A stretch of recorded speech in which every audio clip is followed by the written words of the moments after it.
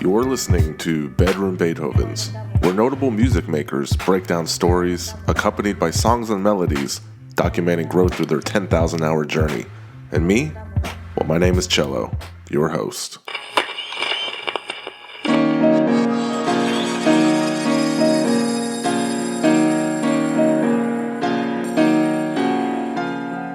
I am a bedroom Beethoven. Greetings, people of Earth. You're now tuned into episode 107. When she says hello to the world. When she says hello to the world. My guest this week is... My name is KT, go by 14KT. I represent from Ypsilanti, Michigan. I'm producing, since the mid-90s. Worked with a lot of people since then. Music took me on a crazy journey. I started with my hip-hop crew, Athletic Mike League from Ann Arbor, Michigan. And from there, I kind of branched out and was able to work with artists from all the way from Dennis Coffey to Rock Marciano, Blue, Black Milk, Odyssey. Yeah, so it's a lot of people, but I'm just glad and blessed to be on this journey to keep going and producing from where I came from.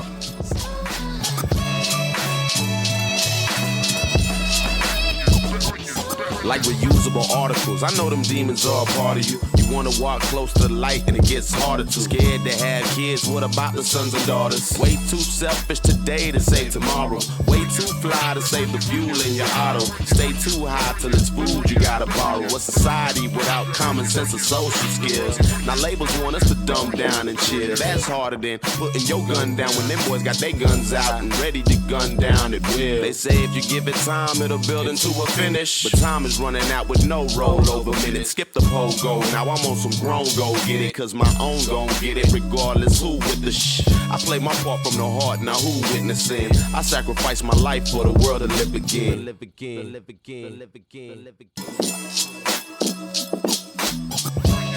Michigan's Karat Gold Classic Kid.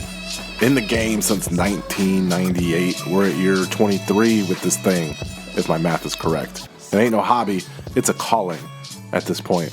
Before we get to the conversation, thanks for rocking with me well into 2021. Swing by bedroombeethovens.com where you can buy a shirt, shoot me a message, and get info on past episodes, and sign up for the Patreon. It's the hub to fully support me. With that said, I'll keep it short this week because we have a lot to get into at 14KT. Just a quick and final reminder that this podcast is available wherever it is you get podcasts. Spotify, Stitcher, Google, Pandora, all the usual suspects. It's even on YouTube. Thank you for the support. Let's start the episode.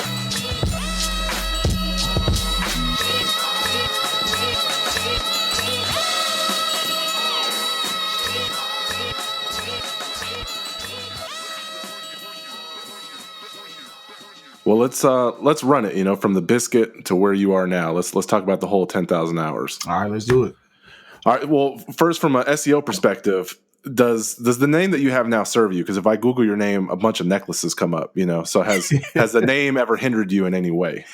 No, actually, it really hasn't. I mean, I think it's probably the worst thing I'll probably say that kind of bothers me after a while is when people call me Karat or like put Karat in my name. That's probably the thing that probably bothers me the most. But besides that, I don't really care. It's cool. I think personally, you're really good at marketing yourself. Like your Twitter bio is all the big names that you work with. Like, can you imagine if Denzel Washington had a Twitter and his Twitter profile was, or his bio was Spike Lee, Ridley Scott, Robert Zemeckis, the Hughes brothers, the Coen brothers? I think that's smart. Yeah, true. I mean, it gets you excited when you see it all in one, like right after each other. You know what I'm saying? So I just try to do that because sometimes when I read it, yeah, just like you said, when I read it, when other people do it, you know what I'm saying, it gets me hyped. So how are you holding up with social distancing, the new election, the news of the world? It's a lot of bad happened last year than good. I've kind of stayed away from social media when it comes to having a lot of opinions on what's happening right now.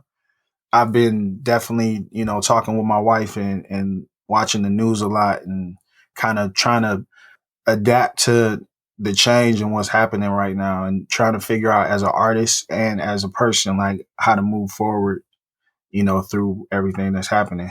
Yeah, because For My Sanity was written to deal with the world in 2018, 2019-ish. So it's almost like we're in sequel mode. It's crazy. A lot of people actually hit me up about that album in recent times because of everything that was going on. People had a lot of time to kind of sit down in their houses and listen to music. So some people gave that record a chance and it hit a little differently. Yeah, I think out of everyone I've spoken to, I think quarantine might have hit you the hardest because you said that the most inspiration you've gotten was being around everybody, like the playlist fam. And when all this stuff started, it took a bit of time before you could start making beats again. Yeah, I don't know if you're just real enough to voice your vulnerability or everyone I talk to is just pretending to be okay with this pandemic. But every time I ask someone on this podcast if they've hit a creative wall, the conversation seems to morph more into how they had to pivot to other money-making streams. Yeah. But if we're just talking about waking up on a random Tuesday and discussing mental health, you seem to be a lot more honest about it than most people. I mean, I feel like being honest about it is the best way to go through it, and get around it. But I mean, as an artist, you got to be honest because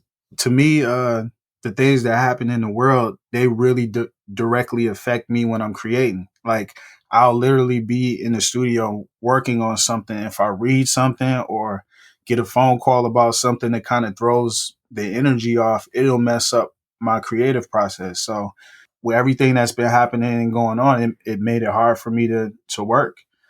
So you just got to be honest with how things affect you and where you're at, because that's going to come out in the music too. So let me ask you, when you graduated high school, how did that affect your music? Because you didn't stay in Detroit. You went to Jersey, you went to Florida. Were you able to achieve the same level of success in Detroit, or you had to get out of there? That's a good question. I went to college for a year and I was in Tallahassee, Florida. I went to Florida A&M University, HBCU. That was around the same time I started to really record more professionally. Like we had just got like a demo CD done that we wanted to press up and put out and ship out and everything. Like we were getting real serious about putting music out. That kind of led me to wanting to travel different places. So I think that, the aim was, because I love so much like music from so many different places. Like one of my goals in life was I wanted to live on each of the coasts of the states, like live down south, live on the East Coast, live on the West Coast, live in the Midwest. And I was able to do that. And that definitely changed my music because of everybody I was meeting and, so many different artists that blew up since then and came up around me, and influenced me too. So was that before or after the thrill of victory, the agony of defeat? Yeah, actually, it was crazy because we did the Thrill of Victory, Agony Defeat the summer before I was about to go to college. It's time for some drastic changes. Find these masqueraders. Unmask this blasted kid trying to pass is dangerous. The punishment needs to fit the crime. Subsequently, we victimize through succulent beats and vicious rhymes. When your sentence is finished and your life is spared, you wish this was a nightmare. Now when you see me, you kiss on my Nike Airs. That's quite touching when you show a little love. But I'm the big hurt. You try discussing why I still mug and the rest just smirk. You don't deserve to be blessed with a smile. You need to be exiled. Somewhere stressed out, scrambling to make your text pile go in the next mile so you can emerge from the X-Files of this biz. So we won't be wondering what happened to them kids. I apologize, but I'm afraid there's more to come. We're running this before we're done, cause we're taking over, son. It's time to seize and capture, bring this whackness to a closure. The athletic mic league, y'all, we're taking over. And that kind of set things off. And obviously on this podcast, you heard Apollo call you an alien, right? Yeah. Shout out to my brother Apollo, man. Apollo Brown. Both of us are aliens because, we're kind of part of the legend of Cool Edit Pro. And that's like the software program that you use to make beats, because him and I are like known, especially from Michigan, as like the two cats using that program a lot to make our beats.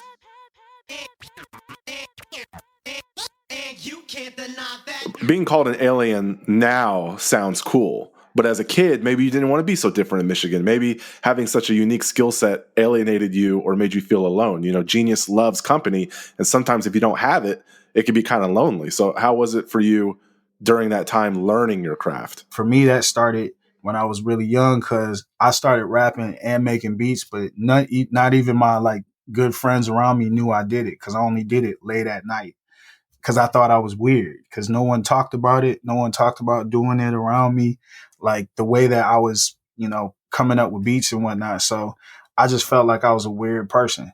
So, but it wasn't until I got older I found out it was more people that did it. But around me, yeah, I would definitely say I was an alien because I spent a lot of time by myself when I was creating, and I kind of figured things out on my own. No one really taught me how to do anything, so it was just kind of me growing up and figuring things out as I went along without a map. So, I mean, being insecure and rapping at night, is that why on like the Binary Star album, there's a track called Fellowship and the AML was on it, but I was sad to see that you weren't rapping on it. Yeah, man. Crazy record, man. A 21-year-old Elzai was on that record. Yeah. And yep. Man, if you like Rose Gold, then hop in your time machine and check him out as DJ Friction. Oh yeah, Friction. Yeah, he was the DJ for Binary Star back in the day, and he's also the cousin of One Below, who was the main MC in the group. So it's a lot of history connected to all that too. And AML, Mayor Hawthorne, became a big star since then, and y'all went to high school. Yep. Mayor Hawthorne used to ride on the same school bus as me in high school. He would get on the bus and carry his bass on the bus, and that's how I met him. Like it's crazy how the world connected us all, and we're still like working together today. It's great. I think that, and I think you have a knack for working with people before they blow. I think you have a third eye. You were sending beats to Jay Electronica through AOL Instant Messenger. You sent him a beat like 2009. Before he really blew up. Yeah. That's crazy, man. Like, honestly, man. Like, before Kendrick blew up and before Big Crit, those are the two like most recent where I was like, they're going to do something. Like before anybody was really talking about them and I heard about them, I was like, they're going to do something. But I do feel like I do have an ear for dope talent, but it's like, I think everybody does. It's just kind of like, just acknowledging it and showing it love. But like, I love, always finding dope talent and working with dope talent. What was his AOL Instant Messenger name? Do you still remember it? Shoot, I have no idea. It was Jay Electronica in it, but it was like some numbers. I don't remember what the numbers were. And you remember Tree City, the group? Yeah. So they opened up for Jay Electronica last year at the Blind Pig, so it kind of came full circle a little bit. Yeah, dope. Yeah, Tree City is the young homies. Yeah. Young homies. Blind Pigs in Ann Arbor. You're from Ypsi, right? That's where you're from, Ypsi, right? So yeah, I'm from Ypsilanti. It's right next to Ann Arbor, so it's like like the Blind Pig is like home. It's not that far. So what I gather is be warned that if you live in Ypsi, you will feel close to Ann Arbor, but your Ann Arbor friends will feel like Ypsi's far away. The same way if you live in Ann Arbor, True. You're going to feel close to Detroit, but your Detroit friends, they're not coming to Ann Arbor. That's true. That is very true. And Pittsfield Township, that's to the west. So it's all relatively safe areas, though. Yeah. Pittsfield Township it's more to the west from Detroit, but it's like south. It's kind of like southwest. But to me, I don't know. I was in all these places, and I grew up in Detroit. I grew up in Ypsi because my family's from Detroit. So I was around all these places, so they're all like kind of the same to me. Well, let's talk about something like so. DJ Haircut, we'll call him at the time, right? He leaves Detroit. He moves to L.A.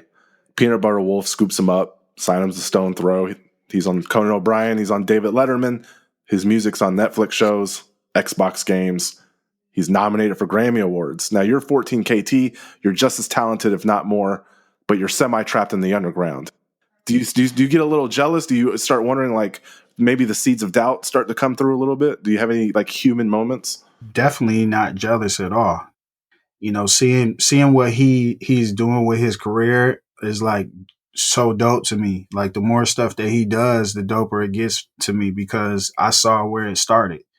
Like I saw exactly where it started and saw where it was going. So everything that he accomplishes, from getting nominated for Grammys, he's still, even his last record, he writes a lot of that material, and but people forget he makes the beats, too. He does the production too. So I've seen him do all that stuff and develop as an artist. So I love it. I'm never jealous of it.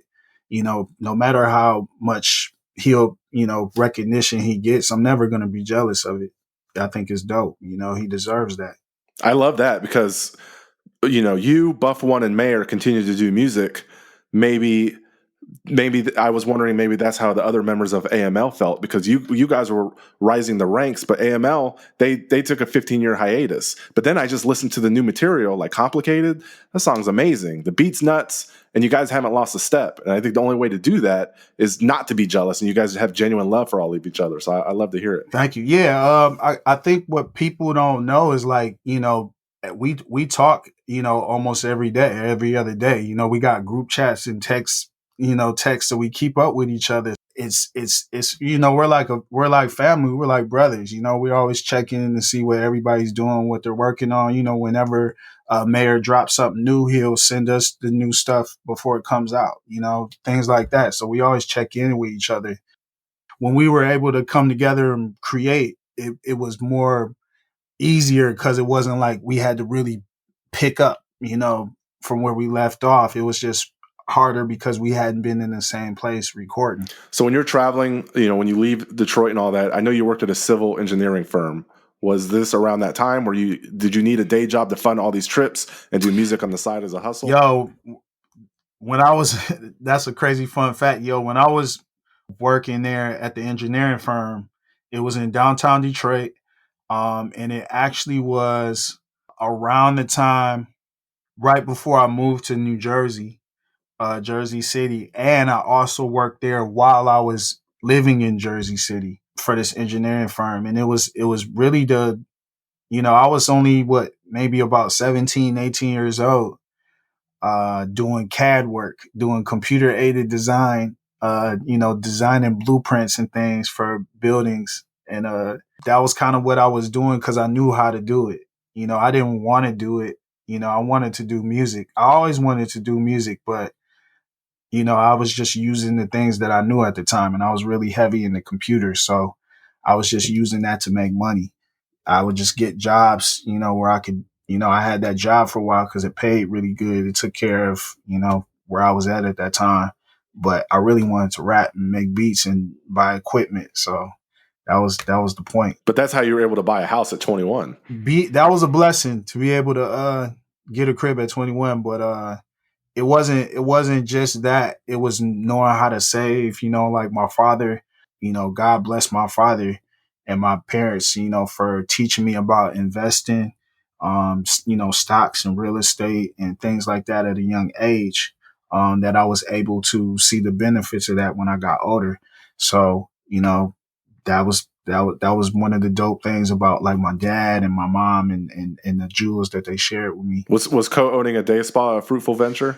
It was for a while. It got a little bit tough, but yeah, shout out to my sister Kendra. She that was a dream of hers, she wanted to do, and we would always talk about it. So, I went in and invested with her, and that was cool. It was cool. It was about, I don't know, maybe 6 or 7 years she had it open before we moved and everything.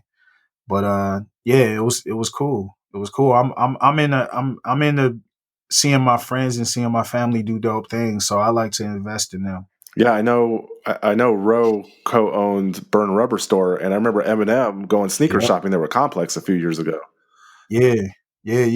I'm proud of him because I remember before he even started Burn Rubber, and just the idea and how he bought out the store, and made it his own thing. So I'm really proud of that dude. That was like, I don't know, maybe like 2006, 2007. So he's been doing it since then. So you're not the type of producer that's like, man, I really hope Drake calls me and gives me a bag. Like, you're understanding your market. You're learning about e-commerce. There's layers to this for you. Yeah, I mean, if Drake hit me up, I'm still, gonna get the bag.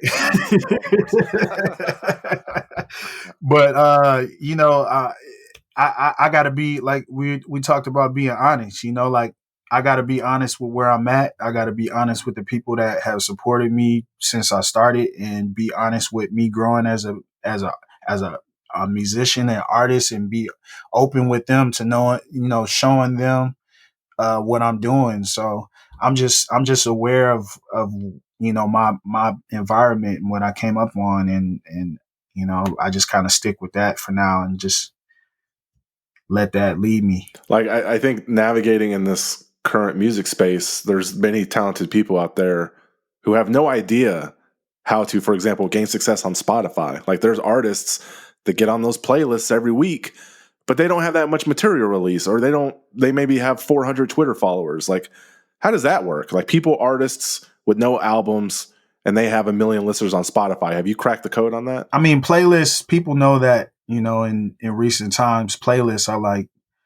the number one thing. A lot of people they discover a lot of new music. They hear a lot of artists, keep up on artists through playlists. So there's people that crack the code that know certain playlists to get on and know who to get their music to. And once you get on there, you get a lot of recognition, and like you said, there's a lot of producers, even young cats, young producers that get on these playlists with one or two songs, and then they got 1 million listeners monthly, but they don't have no albums, they don't have no bio, they don't have anything out there, for them to really attached to their identity, no live performances or nothing. So it kind of feels weird that there's a lot of new faces that are able to gain success, behind the scenes without you seeing who they are, without you having an attachment to them, just hearing a song. So sometimes it's kind of weird. Do you think you can buy your way onto those playlists? Yeah, for sure. I feel like you can buy your way onto anything. Because you have albums that,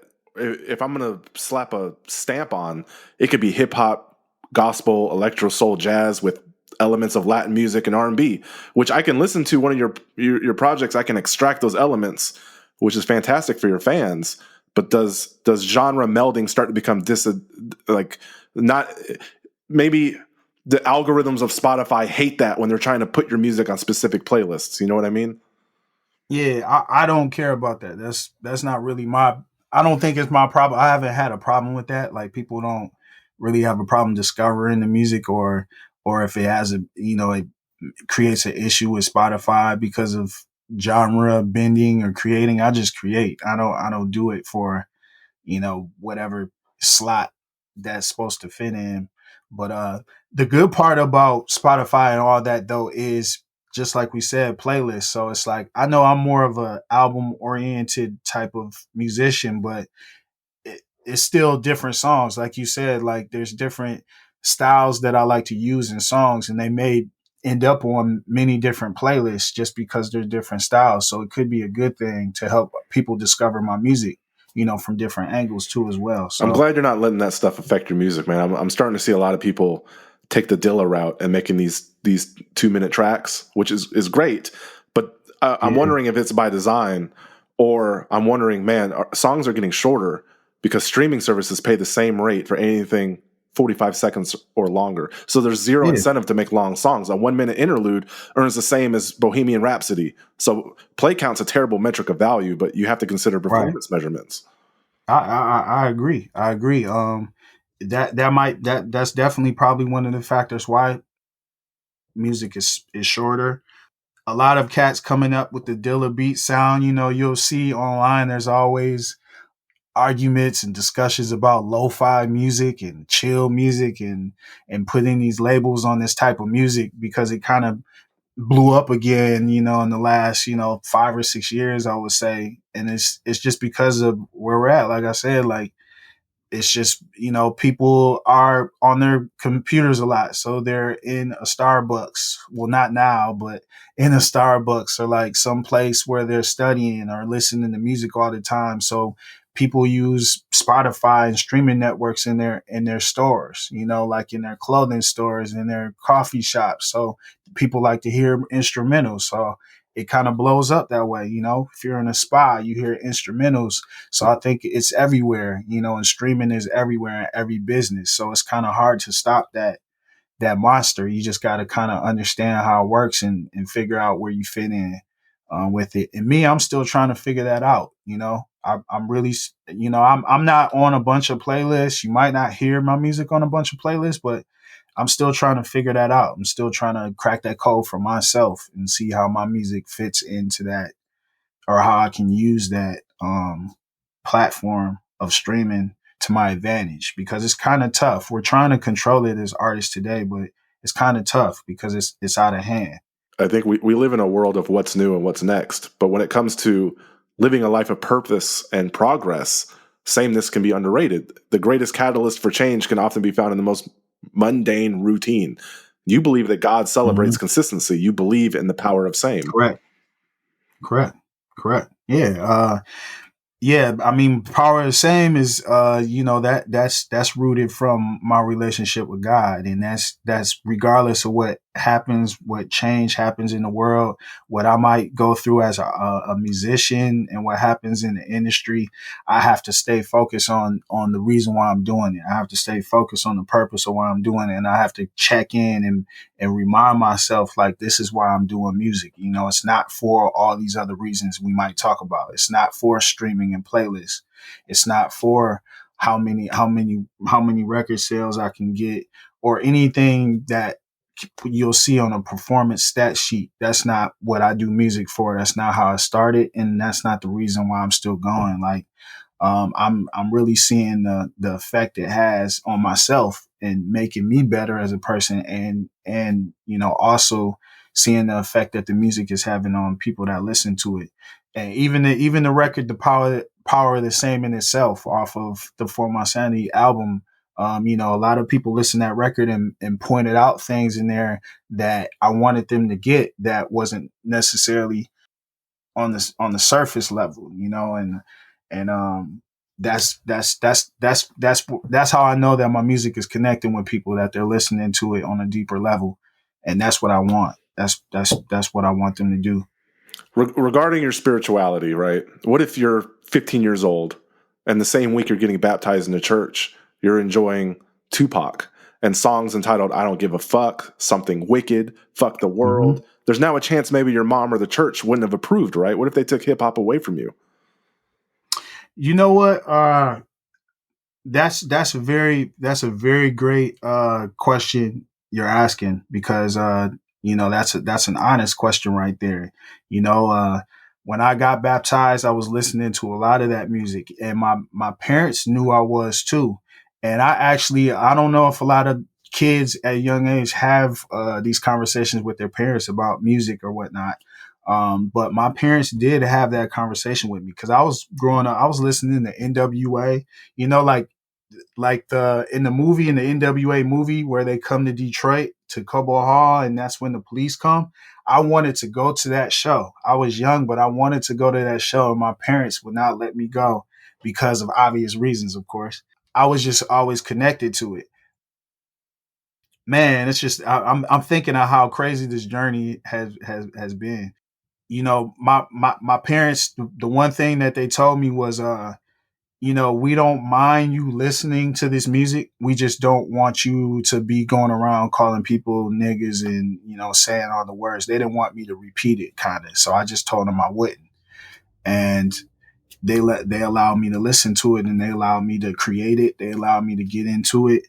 At first they didn't like it, but they allowed me to express myself, and I have to be grateful to my parents. Well, let's take it a step further, right? Let's say, this is about what, 15, and then you go to college, you drop out of college your first year to go rap. Yep. And if I'm a parent, I would have been like, man, you see, I told that boy in church not to listen to Tupac. And now all those N words and F words, the devil made him drop out of college. Yep. But how did you keep the faith? How did you know God wanted you to do this when everyone in your life was against it or telling you it's the wrong thing?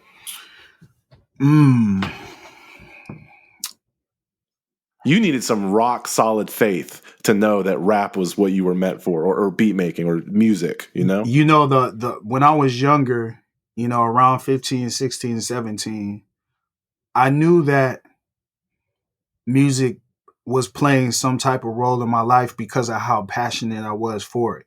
And I had to really start to realize how passionate I was for it. It wasn't like me just playing video games and this is something cool to do.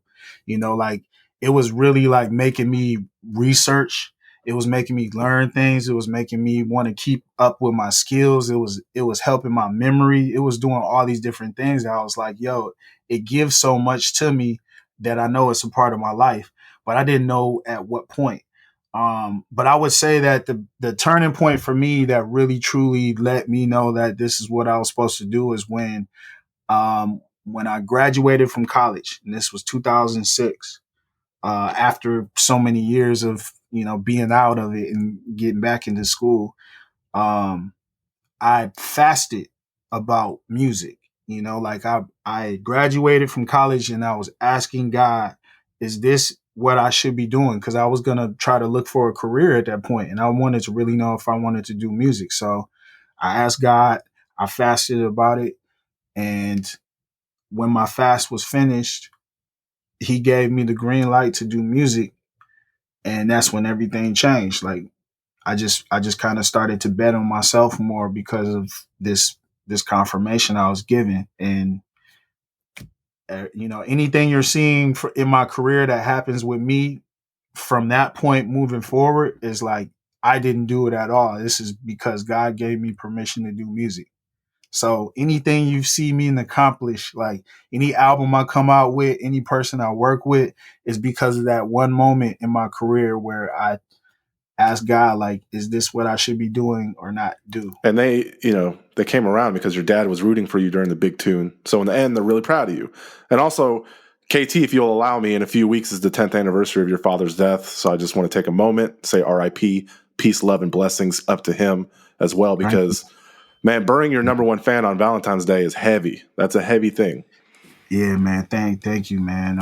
I didn't even really think about that yet. 10 years coming up yet. I know it's coming up soon, but I didn't even think about that yet.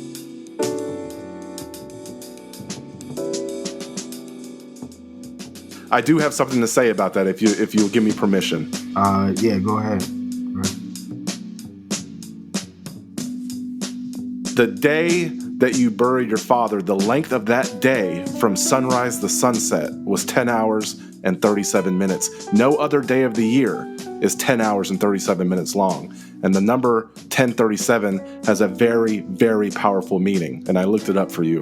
The angel number 1037 is a message of congratulations, as you have chosen the right course of action and are traveling well along your life path. Your angels ask that you keep up the great work and keep affirming positive outcomes. You, as one of the chosen ones, must pay attention to the signals that are being sent to you. There is no time for distractions and meaningless purposes. And at this point in your life, you already have enough wisdom and conscience to understand that the Lord and voice can help you in your awakening, but that the will, the work, and the dedication to overcome the challenges must come from you in your daily attitudes. So they can indicate the best path, but you must walk and learn by walking. So are you with me so far? Yeah, I'm with you. Man, wow.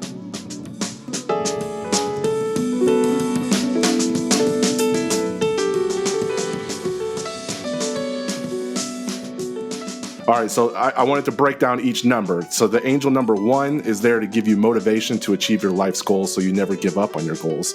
The 0 is giving you an opportunity to chase after your dreams. The number 3 has a spiritual meaning, means that you're finally going to realize that someone is there for you and that someone is supporting you in every way possible. So this angel number is also telling you that you're not alone. So whether you get a butt dial from Buff One and you hear 92.3 samples, right, or a fan comes up to you at a show thanking you for your music because it got them through a tough time, those are like reminders that these people are sending you to keep making music and don't quit. And the number 7 is a sign from the heavens that your life is going into a better direction because luck is on your side. So the number 1037 carries a very powerful message of awakening from your material sleep. Wow, definitely didn't know that. That's amazing. That's really amazing to hear. Thank you.